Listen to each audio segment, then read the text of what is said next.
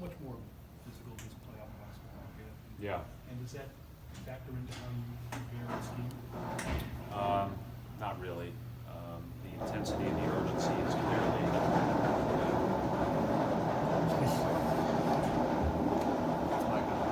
He was supposed to. They were supposed to do that when we were talking about the game. Pretty speed.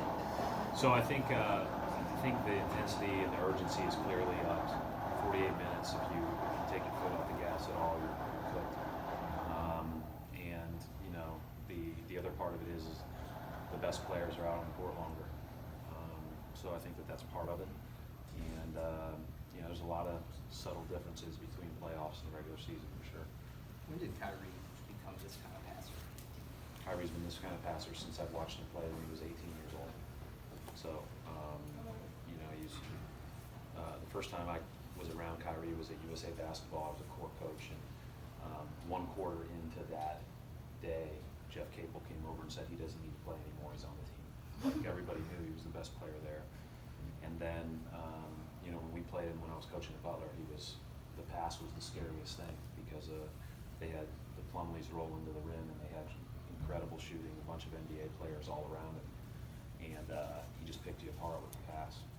So I've always thought he was a tremendous passer. He's got great vision, great understanding of when to get rid of it, great touch on his passes, all that stuff. But the numbers over his career don't necessarily bear that out. I don't know what the answer to that is other than the guy can really pass. I also last night that Kyrie had harped on at the end of the regular season, the start of the playoffs, went around the guys and talked about the need for increased commitment, increased focus, and things like that. What kind of things have you seen from him, kind of in that realm?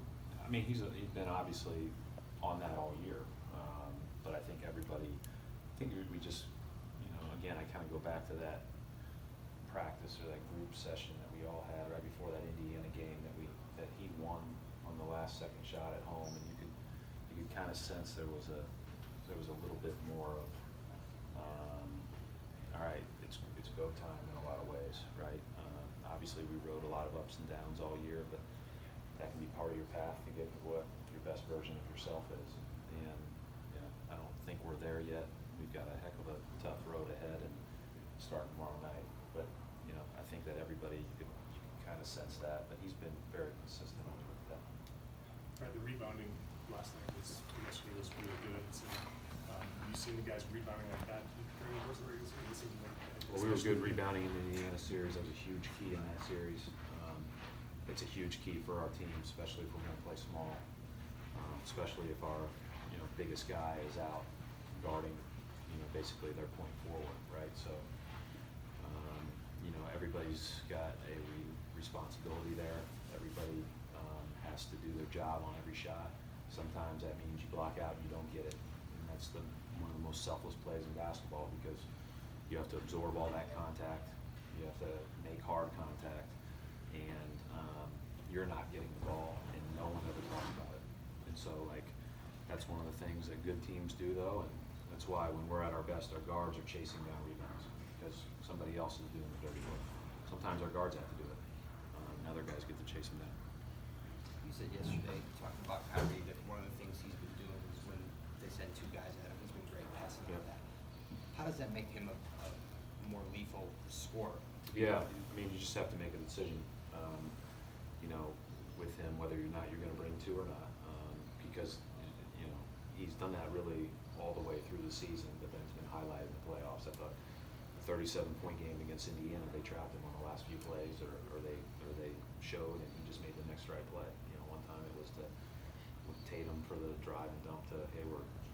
I just think he knows how to play, and so if he sees one, he's going to try to attack one, and everybody wants that. And if he sees 2, he's just going to make the next basketball play.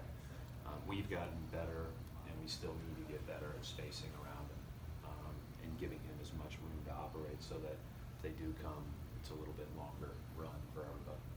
How unique is Al in that he never seems to be motivated by stats? I mean, it's always about the right play, and especially somebody. Yeah, who's he's a great role model in every which way for any young player. When you think about the fact that he's only stat, as you said, that matters is winning. And I think he could get 3 shots in a game and not say one word. He's more focused on what happens as a team at the end of the game. You know, I was really excited when he shot as much as he did in that Indiana game, even though he struggled in game 4, and as well last night, because sometimes, you know, we need him to be even more selfish. But that guy's all about winning, and he's all about preparing to win. And you know, we're glad we have him. Have you ever found yourself wishing you thought about your shot more, or wish you went for it?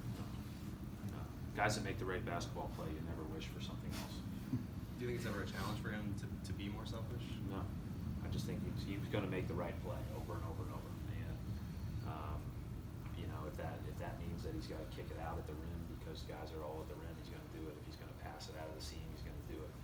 If he's going to have a shot, he's going to just take the high percentage right ones. And I think that's, you know, again, he's very comfortable in who he is as a person and who he is as a basketball player. And you can see that in the way that he conducts himself, carries himself, and plays the game. You probably heard some of the criticism of him when he first got there. You know, he's a max contract player who doesn't really get the numbers. Do performances like the one yesterday sort of answer that stuff? I mean, we've been together now, this is our 3rd season, ending our 3rd season, and he's gotten better towards the end of every season, and he has been his best at this time every year.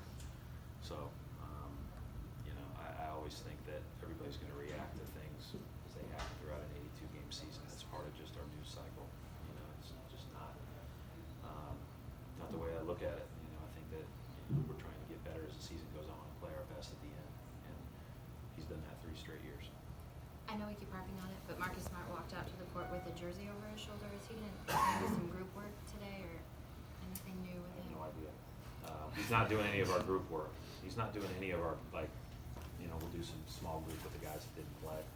I'm sure he'll shoot, get stretched, and do all the time testing that he does when you guys come out there in Boston, so that he creates more, Yes. you know, discussion and talk and good videos and Twitter and all that stuff. So, That's what we're here for. but he's not doing anything with us in preparation for any time soon. Not to be facetious, but when do you expect to have an idea? Like, will it be when they say you Yeah. can practice? I've been When told it by a is lot at of that people I point? never have. So I would just say that I mean, hopefully seriously, by the is it time he like- gets back, we don't have a timeline. Right, Yeah. well, I just meant, like, was it like, are you just waiting for them, like, is it the point where they say, hey, he can actually practice something? then Until you he like- gets into something with practice, I Yeah, don't that's even what I think meant. we have a chance to have a timeline. So, Right. so if he comes in and can practice, you know, between one of those 3-day breaks, then I think we can start to talk about, okay, he's 2 weeks away, 1 week away, 3 weeks away, whatever Right. the case may be. He hasn't even been cleared for any of that stuff yet. So I really, and to be real candid, I just haven't asked. We got a lot of That's other why I was things saying, I going wasn't on. being facetious about it. Yeah. I was just curious when Yeah. you would like. And I understand. Thanks, George. Thank you. Thanks, Coach.